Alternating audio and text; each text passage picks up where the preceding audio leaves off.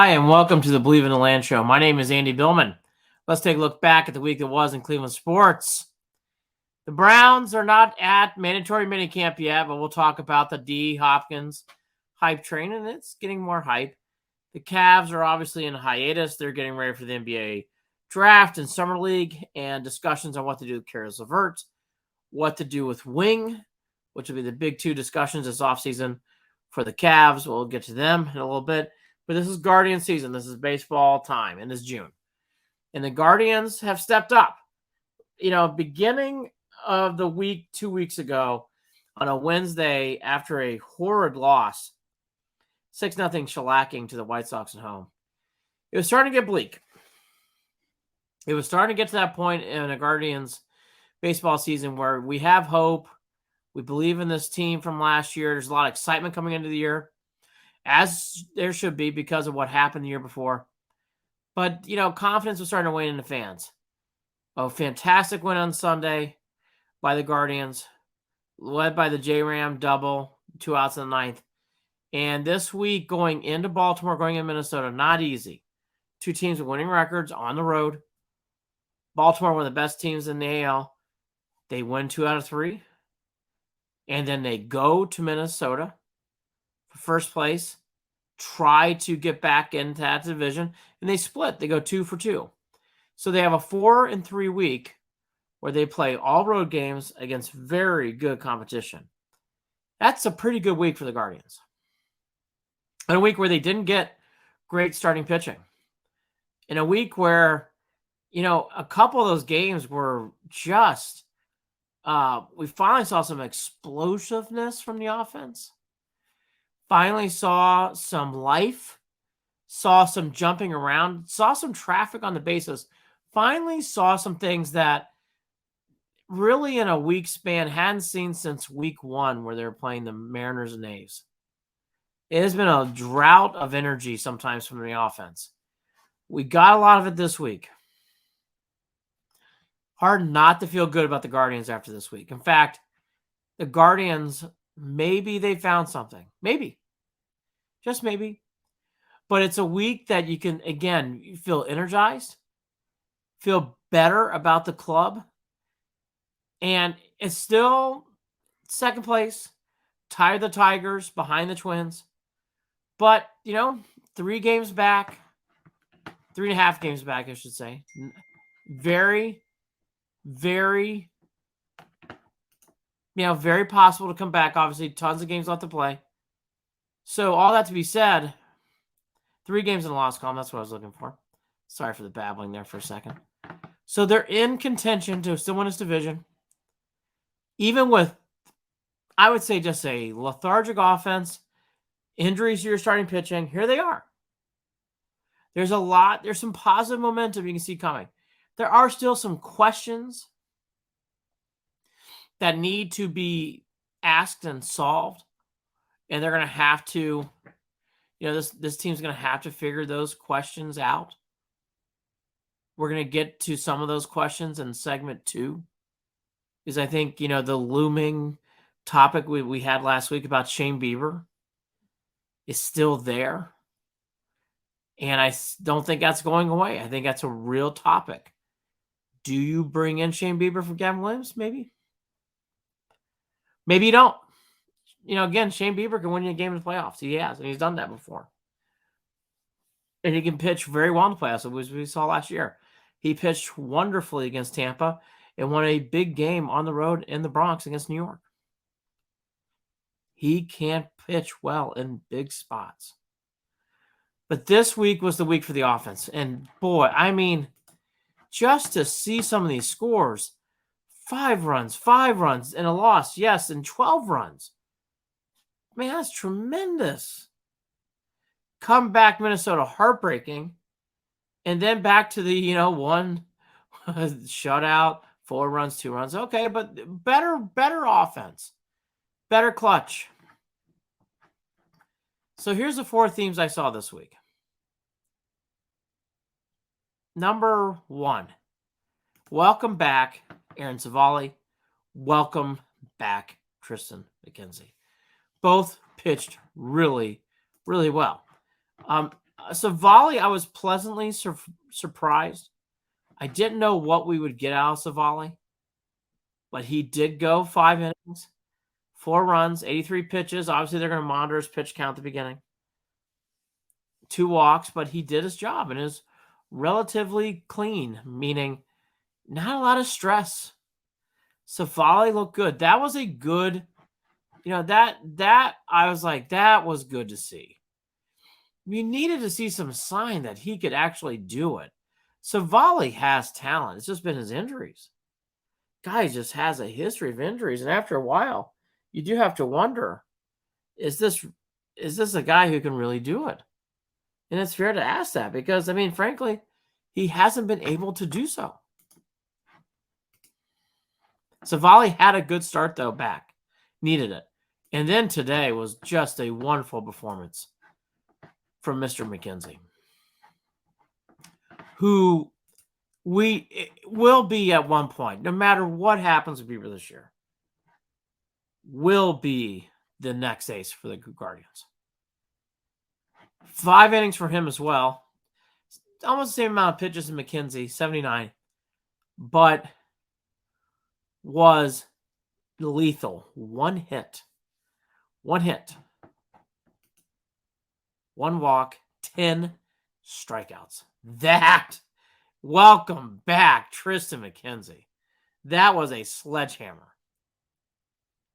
Good to see. Bybee, Allen, McKenzie, Savali, Bieber. Really good rotation. And Quantrill's out right now with an injury. Pretty good rotation. Which is why we're going to talk about again what we saw this week with Bieber here in a second. So that's number 1. Welcome back. Number 2 is the offensive explosion. There are several candidates for who we should talk to about having a big offensive week. I'm going to go to 3 players in particular. I want to start off with Andres Gimenez. Andres Gimenez, who has struggled this year, low start to the year, had a wonderful week. 4 hits in the Twins series, 6 hits in the Baltimore series. So in layman's terms, he had 25 at-bats, and he had a good 10 hits. That's 400 hitting baseball. That's what you needed. Starting off the week at 220, ending the week at 247. Andres Gimenez had multiple big hits in big spots. He had a big double off the wall, which I kind of wondered that was going to get him going on Tuesday. It did. It carried over into Wednesday. Wednesday, he was hot. Everybody was hot on Wednesday in the 12-8 victory. But he had 4 hits in that game. And then again today, wasn't Jimenez's perfect game at times this weekend. He's not perfect, but boy, today in a big spot, what did Andres Gimenez do? RBI triple to put them up ahead for good. Now got started. Jimenez finishing up, but Jimenez really had not shown a pulse at times this year. For him to have that kind of week was great to see. His average really jumped this week. Huge to see, huge. Josh Naylor also had a tremendous week. He had another big day today. And he also battled a knee injury. He went off in that 12-8 game on Wednesday. 4 hits, 3 runs scored, a home run, 6 RBIs. He torched the birds. Really did. And then today he had a huge double off the wall for an RBI and eventually scored the game-winning run off the Jimenez triple. Josh Naylor, as another example, came into this week only batting 226. Looks like he's going to leave the week hitting 254. That's how you jump in your average. Josh Naylor, who has been around this year with some big moments, hasn't been as consistent. Andres Gimenez, though, again, never a pulse at times. Boy, he left the weekend feeling very good. His average jumped quite a bit, a good 20-plus points. Huge to see. We need these guys. Need them. And then the other guy's Willie Brennan. I know he goes by Will in his name, but he has Willie on his social media account, so I call him Willie because of it. He just was on fire all games. Any game he played, he at least had one hit. He had a big night last night on the Saturday game against the Twins, hitting the big home run, 3 RBIs, 2 RBIs on the home run, and then he had a sacrifice, and he had a ground out that was a fielder's choice that got him another RBI. But a big week for Will. And again, coming into that week, Brennan did not have a good at bat to end the series with the Cardinals. But look how he bounced back. Look how he bounced back. Look how he got things into motion this week. Bouncing back from that and having a tremendous week. Will Brennan was on fire this week. Every time it came up, seems like he got a hit. Those were two of the big things that really stood out to me this week. And there's more positives to come, which we're going to talk about. But I want to pause here for a second. To have Savali and Tristan McKenzie come in and pitch well. So many times we've seen pitchers come back from the Indians, now Guardians, and they struggle or they fight through or they look average at best or they seems like they go through 4 or 5 innings and they get banged around. Boy, Savali was good. Tristan McKenzie looks elite already. Elite. That good already.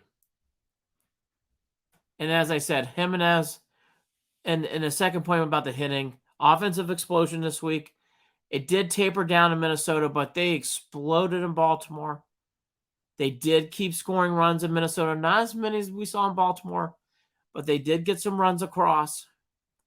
But to see Jimenez go off, and we need him to go off, that's a huge sign for this club. Huge sign. Josh Naylor carrying the club again. Big day in Baltimore. I mean, there's nothing else to say. Big day in Baltimore. And Will Brennan, who, for a young rookie, showed a lot to me this week. Brennan's going to be hard to keep out of the lineup after a week like this. For him to have such a terrible at bat in St. Louis and just have, I mean, his hair was on fire. Absolutely torched the ball all week. He had a fantastic week for the Guardians. Those 2 big points can possibly lead your team to the playoffs. It's starting to come together a little bit. It is starting to come together. But those 2 factors alone were enough to celebrate the champagne. It was a good week in that sense. We come back. We're going to do more Guardians baseball this week. Welcome back to the Believe in the Land show. My name is Andy Billman. If you like instantaneous analysis, as soon as the last pitch happens in our Guardians games, you want analyzation? I'm there every night. I watch every game. There's no reason to have to wait. We're there with a room full of your best friends. Go to @Official Cleveland Sports on Instagram. @Official Cleveland Sports on Instagram. We're there after every last pitch. Check us out. Also, if you want good turnaround, fast content on the 3 teams, on Buckeyes football, BelieveInTheLand.com. That is BelieveInTheLand.com. Myself, Todd Hall, and many others working hard, providing a fan site for the fans all day, all in, every day. That is BelieveInTheLand.com. So back to the Guardians, 4-3 week. We talked about the pitchers that came back. We also talked about this week the big hitters scoring some runs. For the Guardians, it was a big outburst of runs, especially in Baltimore. They also scored didn't score a lot more runs, but more consistently. High traffic situations was better in Minnesota, I felt. So they got 4 wins out of it. Much better performance. Kind of, again, did taper off in Minnesota, but they still got 2 wins.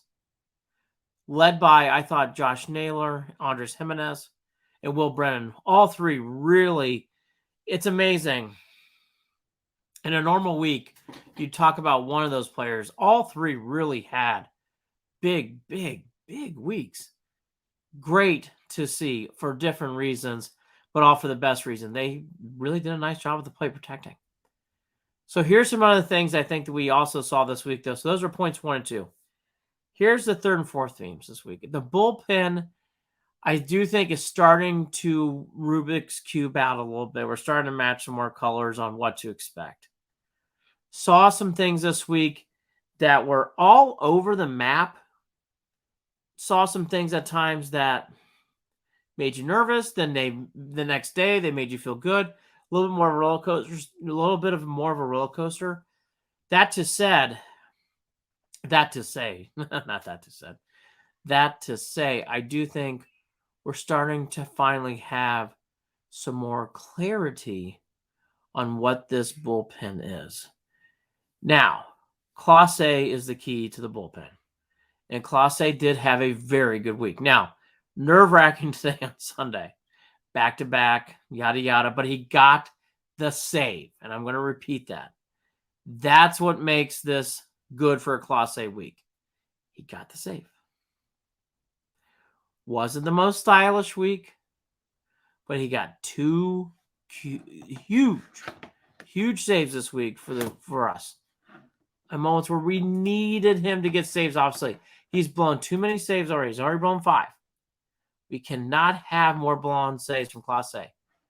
But he got the job done. He got what was needed. And again, even today, he gave up a hit. Again, wasn't the cleanest. Gave up a walk, but he got the save. He only got 1 save this week. Only 1. Actually, 2 saves because he got back-to-back saves. Sorry, what am I saying? He got 2 saves in Minnesota, but he made 4 appearances. And he had a pretty clean week for the most part outside of today. Today was the one day that he gave up. He finally gave up. But for 4 appearances for Class A, he was pretty consistently good. If you pitch your closer 4 times, eventually he's going to get touched up a little bit. He did today, but he got the save. In previous experiences of Class A this year, he would have blown that save. Not today. He gave up the walk. He did give up the hit, but he got the save. His other appearances were very clean this week. He looks like the old Class A. That is, you cannot underplay it. It's a huge sign of confidence. You're starting to get to see the old Class A back. That is a great sign for us Guardians fans. He pitched a lot this week. He pitched 4 innings, got 2 saves, and did not give up any runs. Big week. De Los Santos got touched up today, but I think he's becoming more the 8th inning guy. He did get hit hard today by the Twins, but he still has ERAs under 2. He did hold him down, though. He did not give up any more runs than 1. So you can take it as a fan. It's okay. Again, you don't want to see Castro hitting home runs in the 8th inning. Makes any of us nervous, especially to lead off an inning. But De Los Santos did get out of it. I think De Los Santos is here to stay in big innings. I think he's earned the right this year to be pitching in big spots for the Guardians. He is another pitcher, by the way. Multiple appearances this week. He pitched 4 times this week. So again, if you see your setup guy and your relievers in June pitch more than 3 times, that's a lot. De Los Santos and Class A pitched a lot this week. They did pretty good overall. 1 home run from De Los Santos. I like De Los Santos. I don't put too much stock today into what happened, only because he pitched back-to-back days. This was his 4th appearance in a week. That's not his normal stuff. They're putting more pressure on him to perform, and he's deserved that. He's earned that right to get the ball. He's very good. Today was really the first time all year I can remember where I thought he had I wouldn't say heart-stopping, but he was nerve-wracking. It was nerve-wracking. To see a leadoff home run, to give up another hit after that was nerve-wracking today, but he got out of it, and he only gave up 10 pitches to do it. Stefan is just all over the map. I have to keep telling myself he did this last year. He did start to figure out right around the middle to late June. So maybe this is what Trevor Stefan does. He gives us heart attacks all the way up until Father's Day, then becomes more consistent. Today, he had a good outing in Minnesota. This week, I think he's more of a seventh inning guy. I don't think he's the eighth inning guy. I think that's De Los Santos this year. I do. Can you see him in big spots? Yes. Does he make you nervous, though, this year? He makes me nervous this year, yes. Again, Stefan, to me, is still a guy you're going to see in high-pressure situations. Could he come back to where he was last year? There is a chance for that happening because he had similar struggles around the same time last year. So it's not fair to say he can't do that because he did it last year. That said, I think De Los Santos is more the eighth inning guy. I think Stefan's more of your seventh, sixth inning guy. He could graduate to another level. We'll see. He did pitch better today. He had a terrible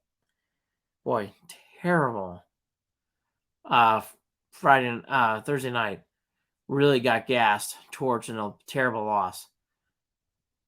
Big loss. So Stefan, hopefully he gets out of this again.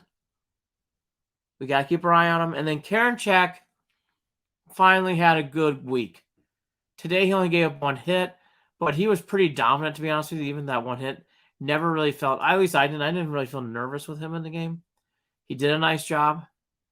In this week, he only gave up that one hit today.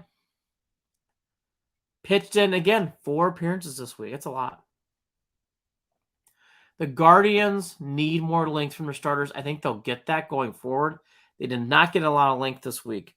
So they put a lot of pressure in the bullpen. But I think this Rubik's Cube of the bullpen is starting to get figured out. I think we're starting to understand Clase. I think he's getting back to where he was in 2022. I really do. De Los Santos, I think, is your eighth inning guy right now, and he's earned that right. Stefan's more of your seventh inning guy. Need to see more from Karinchak, but he had a very good week. He only gave up one hit this week. It's pretty good in 4 appearances. Pretty solid week from the bullpen. Starting to see some things where we can figure out how this is going to go late in games. Starting to get a vibe. I like Xavier Curry in mop-up role. He does a good job there. He eats up innings and doesn't give up a lot of runs. I like that from him. I think Hunter Gaddis, I know he's down in Columbus. I think he has a role in this team too, coming out of the bullpen in the future. Hinches is still there, and I know everybody goes crazy from Sandlin, but Sandlin, to me, is actually not that terrible. And again, in certain spots, he's actually pretty good. I think fans are giving up way too soon on Sandlin. That to be said, that Rubik's Cube of the bullpen, it is starting to get figured out. You're starting to understand how certain things are going to work in certain spots, and that's good to see. And you can't undersell enough how important it is to see what Clase did this week. To see that 2022 Clase, which I felt we did this week, is a huge moment for this team. Huge. Cannot underpronounce it any more than that. And then finally, Logan Allen is just a separate line to me. A lot of attention's been given to the young pitchers, more to Bibee than Allen. But I thought Logan Allen really said a lot about his game this week. He was tremendous, tremendous in Baltimore. 7 shutout innings in a win. Followed that up by going to Minnesota and getting 6 innings, only giving up 2 runs, and another win, 13 innings pitched. He, by far, was the best pitcher of the week for the Guardians. By far. Not even close. Logan Allen was the best starting pitcher this week for the Guardians. And a winning week. And it wasn't even close. Wasn't even close. Logan Allen has made some decisions for the Guardians and make their lives easier. He is making some decisions that the Guardians had to make that if he wasn't pitching well, would have been nail-biting. Would have been tough. Would have been grinding decisions, Maalox mashing. But he's pitching so well, and Bibee's also pitching well. But what we saw from our left-handed starter, you're starting to really see a rotation here. Logan Allen, by far, was the best starter on the team.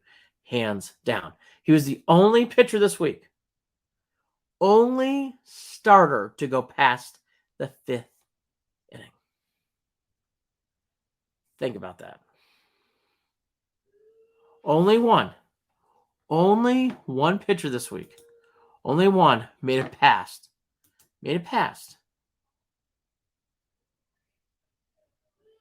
Only one made it past the 5th inning. Who was that? Logan Allen.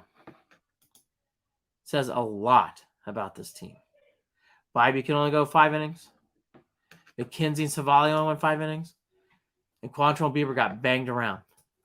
But Logan Allen kept things going. Kept things to where they want. Kept things to where it was a good week for our Guardians. Very, very, very important. Those are your 4 things. Welcome back, Savali. Welcome back, Tristan McKenzie. Good to see you, Andres Jimenez, Will Brennan, and Josh Naylor have big weeks. Bullpen, that Rubik's Cube that kind of fluctuates throughout the week, starting to get figured out. You're starting to see some shape on how things are going to go. And then finally, Logan Allen was by far the best pitcher of the week for the Guardians. That is amazing. No one even knew who Logan Allen was before the week started. No one even knew who he was. No one could even keep track of what to do with him. No one even knew what he could do. No one even knew he was probably, some of you guys out there didn't even know if he was a pitcher. But there he is, Logan Allen, leading the way for your Guardians. That no one could say they knew before the season started. Surely I didn't. We come back. Bieber, Plesac. Welcome back to the Believe in the Land show. My name is Andy Billman. If you love just instantaneous analysis, I watch every Guardians game, every Browns game, every Cavaliers game. I directed the film Believe Land and War in the Diamond. Did you love the 30 for 30 film Believe Land? You like that kind of entertainment? Check out @official Cleveland Sports, Believe in the Land Media Company. That is believeintheland.com as well for written articles by myself and Todd Hall. Also go to Believe in the Land on YouTube. You want to win an autographed bat from Albert Bell? If you subscribe to Believe in the Land on YouTube, you might just win a Albert Bell signed bat. Believe in Land on YouTube, believeinland.com. @official Cleveland Sports, all a part of the Believe in the Land Media Company. The Shane Bieber rumors of being traded are being discussed nightly at Official Cleveland Sports after Guardians games. And I understand why. When you see Logan Allen just alone, knowing you have Bibee, knowing you have McKenzie back, Savali back, Quantrill is somewhere, healing, and you have this young man named Gavin Williams in the background who's pitching in Columbus. It's tempting to think, do you trade Shane Bieber? We talked about this at length last week. It is going to be discussed a lot, as it should be. It's a big topic. And again, it all starts and finishes with one thing, with Shane Bieber. Shane Bieber, more than likely, unless a miracle happens, is not coming back to Cleveland after 2024. So knowing that in your back of your head, you have to at some point flip Bieber, like we did with CC Sabathia. We also did it with Trevor Bauer. Trevor Bauer was a much different circumstance, but we flipped him. We also did the same for Mike Clevenger. In Clevenger, we got back Arias. We got back Josh Naylor. Huge things. Kyle Quantrill. It's a big trade. And then recently, everybody remembers Francisco Lindor, which was the key reason for the trade. But the Guardians also put in there Carlos Carrasco. And we got back Andres Jimenez. We got back Ahmed Rosario. So the Guardians have a history of doing this, and we're getting close to that again. Corey Kluber was another one. Traded away Kluber, got Emmanuel Clase. Going down that road, in my opinion, when you see a week you did from Logan Allen, and you see Tristan McKenzie come back and he looks really good, and Tristan McKenzie looked really, really good today. It was fun. It's good to see. It makes one realize, as a Guardian fan, hey, can you flip it again? The Guardians have a good track record of doing this. I get the feeling, if I had to guess, Bieber 51% leaves, but it's very, very close this year. I think he definitely leaves next offseason. I don't think he'll be pitching here in 2024. I think it's either going to be during the season or offseason, depending on when the Guardians get maximum value. Now, once you trade a Shane Bieber, I do believe, and I hate to say this, I believe the Guardians are trading away their chance, if they have any, of winning any kind of World Series. You're not going to be able to win the World Series this year without Shane Bieber. You have to have a Shane Bieber here. The Guardians are going to win a World Series. The Cleveland Guardians, baseball club, former our love Cleveland Indians, now Cleveland Guardians. If they are going to win the World Series, they are going to have Shane Bieber as a starter. And that is the big catch-22 here. And the Guardians know that. You can add the biggest bat you want to. Everybody's funny. Oh, big bat, big bat. Of course, that's something I would think would be a given. And the Guardians do need to go down that road. Big bat. Big bat. That is what they need to get here. Prospects, sure, I guess. Prospect. But I would say it's about a big, impactful bat. That's what the Guardians need. And seeing what I saw this week from two clubs in the last 10 days, the Cardinals and the Orioles could really use a Shane Bieber. And there's some bats on those two teams that the Guardians could really use in their lineup. So I do think there's a chance here for a trade. Now, how that's going to happen, who that's going to be, we're not even close to guessing yet. And again, it might be waiting until the offseason. I don't think the Guardians are going to wait much more than that, though, because I think with what I'm seeing now from their starters, knowing Gavin Williams is in the waiting room, along with Quantrill, I think at the end of the season at the least, I think that's the most you're going to see. Then Guardians don't trade Bieber in this current trade season. Going into late July, he's still in the club through August, and I think you'll see Bieber gone in the offseason. I really do. I don't think Bieber's going to be here in 2024. I think you're really looking at a guy who will be gone at some point. There is a debate of whether it's going to be this season or in the offseason. I can see that. It depends on when the Guardians can get, I would think, a bat. History tells you they're going to want a prospect or two. But I would think this year, knowing what the Guardians have, I mean, from what I can see, the Guardians have tons of prospects. They need a pillar. They need a bat. It's really that simple. They don't need multiple prospects right now. They really don't. They just need someone who's big and's got thunder behind it to hit the ball hard. Do I think Shane Bieber's going to get moved in the month of June? No. Do I think as we get closer in July, you could see Shane Bieber being moved? Yes, I do. Yes. And certainly by the offseason if he's still in the club. So that's your Shane Bieber chatter. Here's some things to keep in mind that's on the other end of this. Bieber's velocity is down. That's going to bother certain clubs.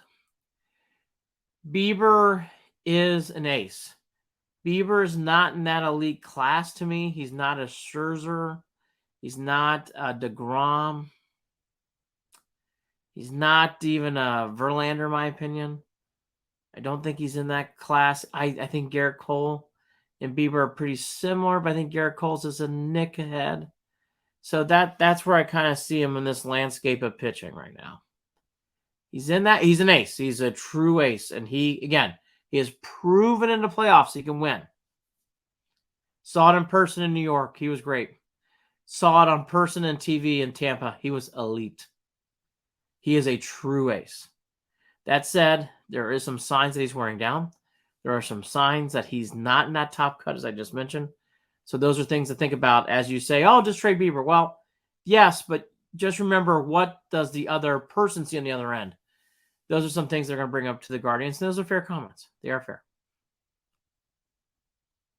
Then there's Zach Plesac. And if you missed it, it was a real jumble of information in the last 48, 24 hours. All sorts of moves were made. Hunter Gaddis was sent down.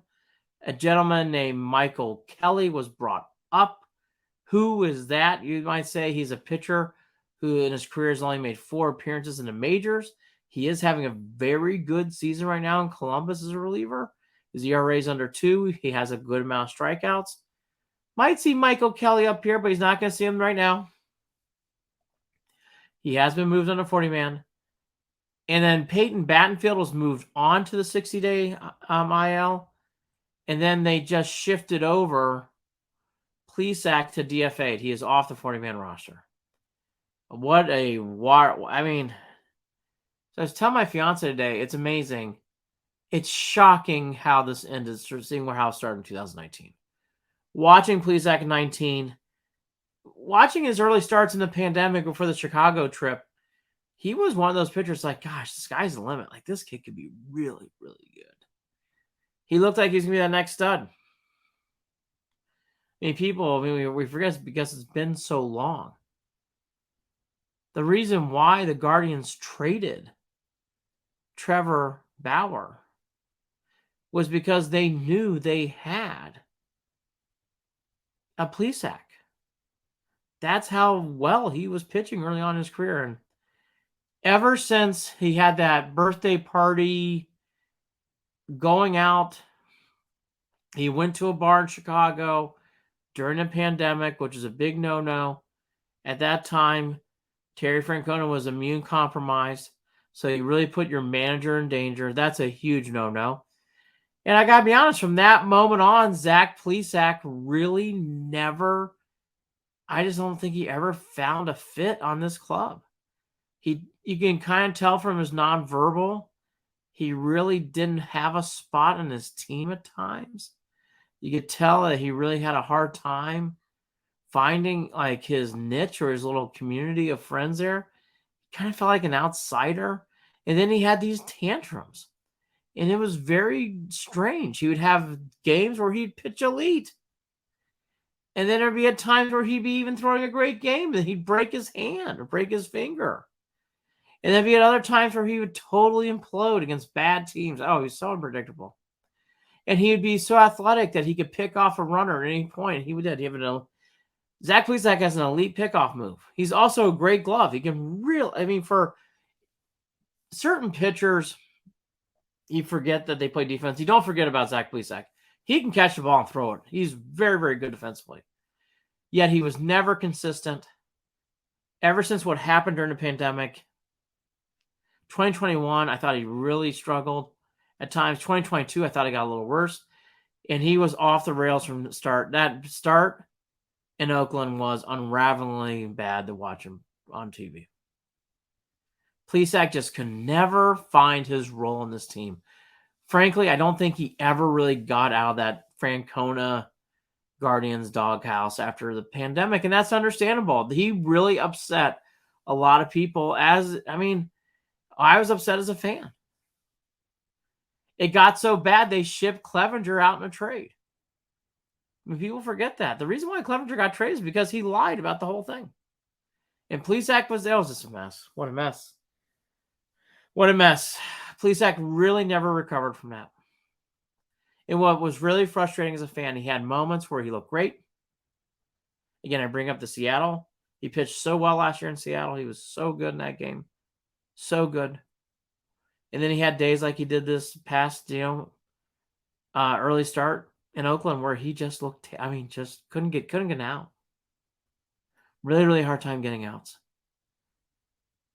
It's shocking how his career started.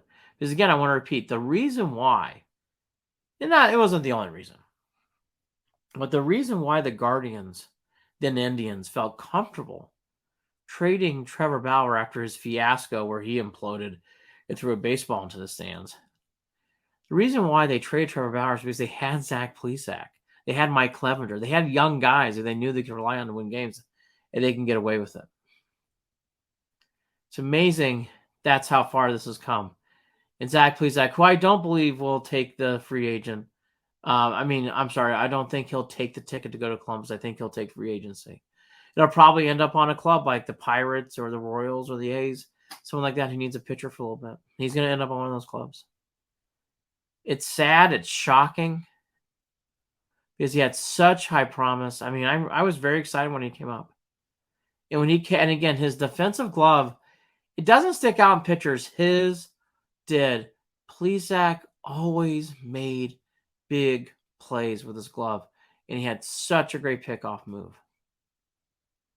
DFA'd on Sunday.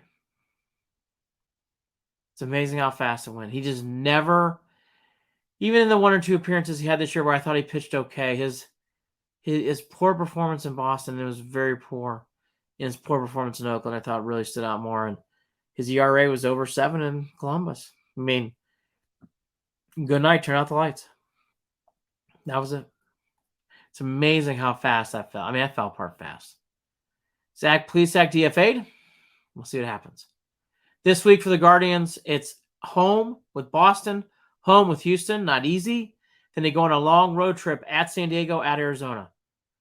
But this tough stretch of games that started off last week at home against St. Louis, so far so good. This week they went, they're pretty good, 4-3. We come back, little Cavs, little Browns. Welcome back to the Believe in the Land show. My name is Andy Billman. Once again, check out Believe in the Land on YouTube. If you subscribe right now, subscribe to Believe in the Land. We are giving away a free Albert Bell signed bat. All you got to do is hit subscribe. We pick a random winner. Go to Believe in the Land on YouTube right now. What are you doing? What are you waiting for? Go now. Go into your YouTube. Type out Believe in the Land. Go into BelieveInTheLand.com for your sports all day, all in, every day. BelieveInTheLand.com. Check me out. I'm there after every Guardians game this summer at Official Cleveland Sports, at Official Cleveland Sports on Instagram. Instantaneous analysis. I watch every game. That's right. I watch every game. I'm sure some of you are like saying, bull bleep. No, I do. At Official Cleveland Sports. DeAndre Hopkins, still not a Cleveland Brown yet, but he's gaining momentum. More and more experts, more and more people that relay information in this space in the NFL free agency market seems to be pointing to DeAndre Hopkins going to Cleveland. We'll have to see, obviously. I thought Deshaun Watson made his big plea this week, saying I'd hope to see D-Hop, as he calls him. That's his nickname. Hope to see him in Berea. Again, I will profess, I think it's a no-brainer. You bring him in. I think it'd be a great ad. Again, you're bringing in a friend of a guy who's your quarterback. That makes a lot of sense to me. I don't see the negative here at all. In fact, I'm surprised by how many people are debating this decision. Also, there's been some debate on certain channels about, the Browns aren't going to run the ball as much. And look, they win games. No one's going to care. They are going to run the ball more anyways because there's no more Kareem Hunt along with Nick Chubb. And they never even use that anyways. This is the Nick Chubb show. I know Ford is back there and that's nice. That's great. This is not a running team. But that doesn't mean you can't hand off the ball 24. 60 to 65% of this offense is passing now. Yes, I raised my hand and acknowledge that. But this running game is almost 90 to 95% Nick Chubb. So that's the other end of this. So I think sometimes people get way too wrapped up into they're going to pass more. It's not about passing more. Just make sure 24 touches the ball. Don't get wrapped up into this, the Browns are going to pass more. They're not running as much. No one cares. Just win the game, score touchdowns, get the ball in the 24's hands, at least 15 to 20 touches a game, hopefully more towards 20, and get the W. That's all people care about. A lot of noise this week about Myles Garrett not being in OTAs. Mandatory minicamps almost here for the Browns. Again, I will repeat this. Don't get too wrapped up into things like this because Joel Bitonio wasn't in camp, Nick Chubb wasn't in camp, David Njoku wasn't in camp. Zadarius Smith wasn't in camp this week. Would not get too wrapped up into Myles Garrett not being in camp. Because if you're going to get mad about Myles Garrett, you should get mad about Nick Chubb, Joe Bitonio as well. It's a big year for the Browns. Yes, it's a new defense. There's some new offensive things going on here too. This offense isn't exactly what we've been rolling out the last 2 or 3 years. The quarterback has only been here for 6. How many games was it last year? 6 games. So it's not act like this is a totally new offense that's been ran here for a long time. Not accurate. So don't get too far negative. I think Garrett takes a lot of heat sometimes unnecessarily. And then other times I don't think he gets enough heat in certain situations. This is one of those times like the way too much complaining about Garrett not being in camp. I just think silly, especially when you have other key players out. I mean, again, no Bitonio, no Nick Chubb.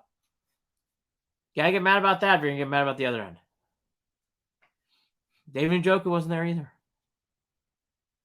Don't get too high or too low on these OTAs, I'm telling you.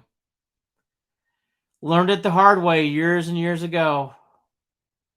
It's hard to really figure out what all this stuff means. It doesn't mean much. Training camp does start to have some value.